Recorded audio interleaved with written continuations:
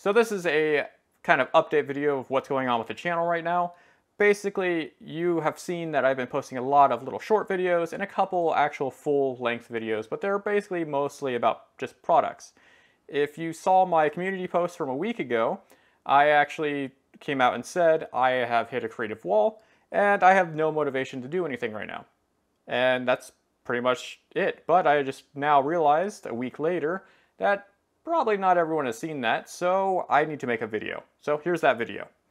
I have a lot of stuff going on behind the scenes that I need to fix that regard to the entire company, because I have been doing this for a year non-stop now, and a lot of stuff has just kind of compiled on top of one another and made things not really work too smoothly, and it kind of stresses me out, so I need to go and fix that.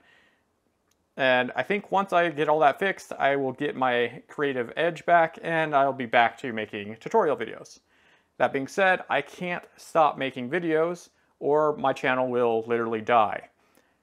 YouTube will punish my channel if I don't upload at least one video a week. So I will be putting out shorts once a week to keep the channel just going. On top of that, I have some tools and materials and stuff like that from some companies that have already sent them in to me. And I'm not just going to not do them for whatever amount of time.